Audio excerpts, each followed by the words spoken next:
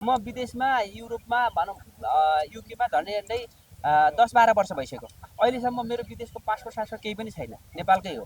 मेरो सबै लगानी छ। अनि जुम्लामा मेरो कति भनौँ न 55-56 हजारको धेरै छ होइन, जग्गा पनि छ, स्याउ फार्म पनि छ। अझ आज भर्खरै पनि मैले कृषि गरौँ भनेर भिडियो बनाएको थिएँ। मलाई लाग्छ कि यो हाम्रो नेपालमा चाहिँ अलिकति धेरै नेता बन्ने चलन भयो कि नेता भन्दा पनि हामी कृषि गरौँ। अब हामी हेरौँ न त इन्डियाको विषादी तरकारी खाइरहेछौँ। अब हाम्रो नेपालमा जति पनि तरकारी उत्पन्न हुन्छ, त्यस कारणले गर्दाखेरि हामीले कृषि गऱ्यो भने एकदम राम्रो हुन्छ।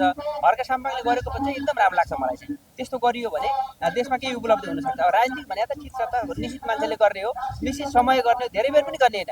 त्यो राजनीति हाम्रा बिग्रेको के हो भन्दाखेरि धेरै बेर गरिदिएर हो क्या। एक कार्यकाल गर्ने, 2 कार्यकाल किन गर्नु पर्यो सधैँ? व्यवसाय भयो क्या यहाँ त।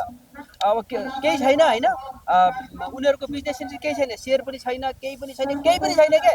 अनि के भन्छ राजनीतिमा आउने विभिन्न किसिमको फाइदा लिने, लुट्ने, अनि त्यो हुनाले चाहिँ अहिले बदनाम हुनुको कारण त्यो हो। निश्चित समय गरेर छुट्टिनु। खै हामीलाई पनि त अहिले यहाँ चाहिँ केन्द्रीय सदस्य दिन्थ्यो होला नि त, नपाए पनि कमसेकम सदस्य दिन्थ्यो होला होइन।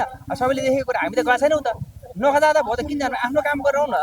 त्यसरी हाम्रो राजनीति धेरै गर्ने कारणले बिग्रिया हो। कृषिमा गरौँ, यसरी मैले स्याउ फार्म गरेको छु। अब अरूले के फार्म गर्न मिल्छ होइन, कसैले केरा फार्म गरौँ, कसैले चाहिँ कुखुरा पालौँ, यो गरेर राम्रो छ। नयाँ युवाहरूलाई कृषिमा लाग्न आह्वान गर्नुहुन्छ। राजनीतिकलाई वैकल्पिक रूपमा हेर्ने तर आफ्नो कृषिलाई प्राथमिकता दिएर गइयो भने देश समृद्धि, युवा समृद्धि, रोजगारी सृजना हुन सक्छ भन्ने यहाँहरूको माग छ। एकदम